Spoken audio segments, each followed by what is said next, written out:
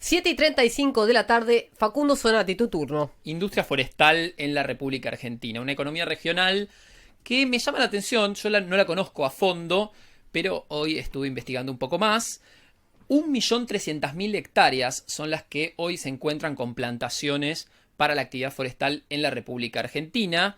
Son más de 6.000 las empresas, la inmensa mayoría pymes, que operan en este sector, que genera más de 100.000 empleos y exportaciones por algo así como 500 millones de dólares por año. ¿Cuáles son los tres segmentos que forman parte, digamos, o que hacen a esta industria en la Argentina? Las maderas, obviamente, que tiene que ver justamente con lo que yo llamo placas de madera, que se ven incluso se usa, por ejemplo, las maderas para los encofrados en las obras de construcción y demás, o especies de listones o vigas de madera. Todo esto queda dentro de este segmento denominado maderas. Luego está quizás el más popularmente conocido, que es el de celulosa, el de pasta de celulosa, papel y cartón. Y finalmente el de casas y muebles. Bien. Todo vinculado a la industria de la madera.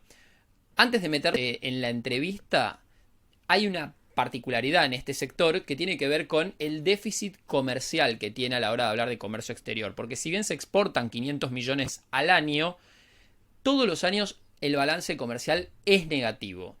¿Y quién de alguna manera hunde la balanza comercial?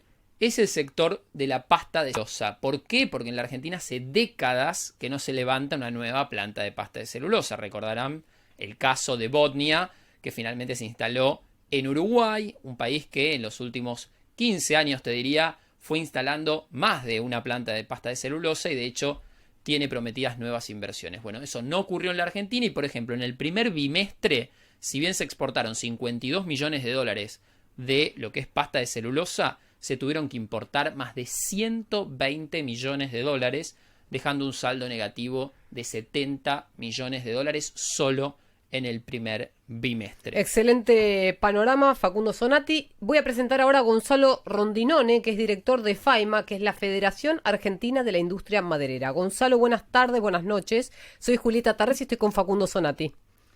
Buenas tardes, Julieta, ¿cómo estás? Facundo, muchas gracias por el contacto. No, un placer. Ahí Facundo nos dio un panorama de cómo es esa industria, cómo funciona. A vos te pregunto cómo está hoy en la actualidad. Bueno, lo charlábamos hoy un poco fuera del aire con Facundo.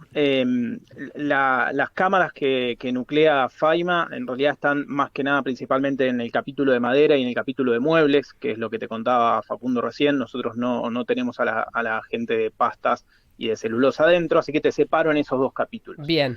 El segmento de muebles, que es lo que uno más fácil puede relacionarse, tuvo una gran segunda mitad de 2020. Hoy justamente estuvimos lanzando desde FAIMA un indicador online para medir qué es lo que están haciendo los consumidores, qué es lo que están buscando.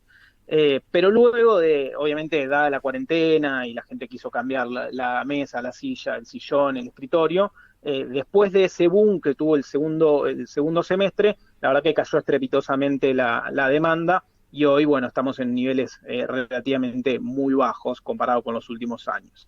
Ahora, todo lo que es el sector primario, la primera transformación de la madera, eso es básicamente cuando el rollo ingresa, el rollo mal llamado el tronco, digamos, básicamente cuando se corta y entra a producir en los aserraderos, donde se producen las tablas y demás. Eso está en un muy, muy buen nivel de producción. Hoy hay muchísima demanda del mercado internacional por madera. Y además la construcción empieza a tirar un poco, por lo cual quería como diferenciarte esas dos cosas, porque incluso dentro de toda la cadena de valor aún sí hay dos realidades distintas. El sector primario la verdad que está trabajando muy bien, incluso algunos están trabajando a 3 turnos completos. Ahora el segmento de muebles, si bien tuvo una buena segunda mitad del año, hoy se encuentra bastante más flojo. Claro. ¿Cuál es la perspectiva en este contexto de segunda ola para este sector? Mirando el presente de cara a las elecciones y si querés a fin de año. Bueno, en ese sentido, nuevamente, ahí una de las variables clave es el tipo de cambio, ¿no?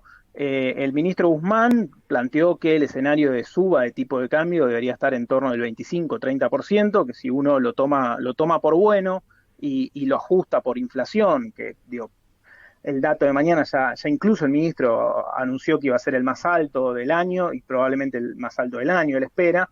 una inflación en torno al 45-50, lo que da por decantación una apreciación del tipo de cambio real.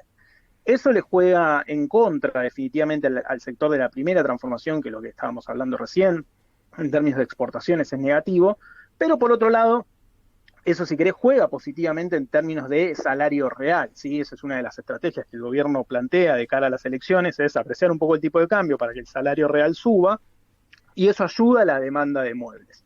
Entonces te diría que si esa es la lógica planteada de acá para adelante, a los muebles puede llegarle a jugar positivamente y no tanto para el sector de la primera transformación. Veremos si con lo de la segunda ola y con el aumento de casos, si el tipo de cambio no termina siendo un poco más alto de lo que plantea el ministro Guzmán. Clarísimo, Gonzalo. ¿Y qué significa, digamos, o qué refleja el primer índice que presentaron con respecto justamente a lo que es la demanda o el interés por el mueble argentino?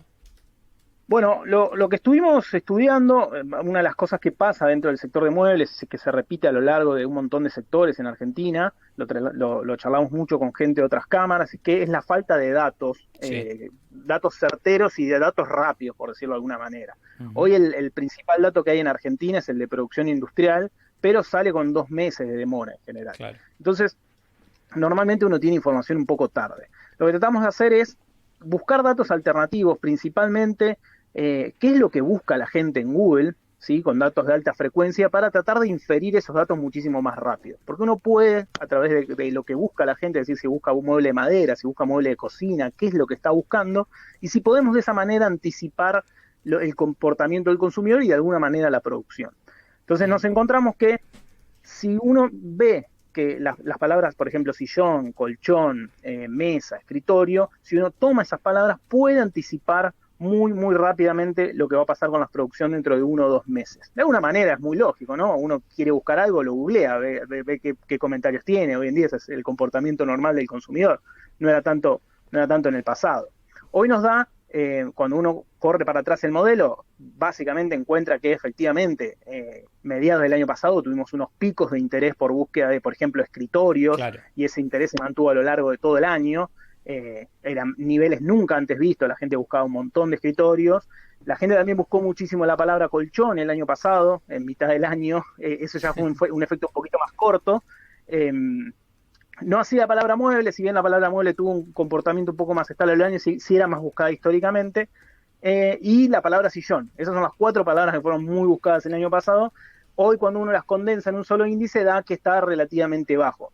Eso tiene un montón de explicaciones, ¿verdad? Es decir, si ya compraste la mesa, ya compraste el sillón, ya compraste, ¿cuántas veces vas a comprar? Es decir, son bienes durables lo que estamos haciendo. Claro. Bueno, sí, es una buena forma de mirarlo con retrospectiva. Ahora, ¿qué puede pasar con la demanda que no vimos crecer durante este 2020? Porque teníamos personas con trabajo fijo, formal, en relación de dependencia, cobrando un salario que quizás no lo gastaban en otra cosa, y ahora vamos a tener una economía mucho más deprimida, porque esas mismas personas hoy quizás están vendiendo dólares para vivir, y las otras, las que no compraron muebles o no demandaron este año, quizás no tengan trabajo o estén tratando de sobrevivir. Por eso te pregunto cuál es tu expectativa de cara a fin de 2021.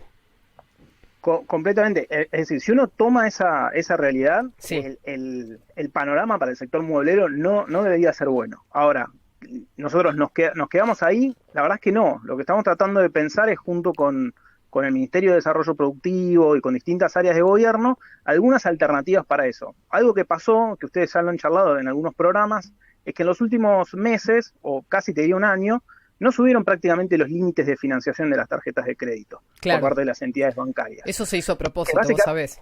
Eso, por supuesto. De última vez. Básicamente es una forma elegante de los bancos de bajarse el riesgo de crédito. Exacto. Sí, estoy bajando el riesgo. ¿Cuánto te estoy prestando en términos reales? Si te lo congelo ahí, me hago un poco el tonto, te estoy bajando también cuánto te estoy prestando.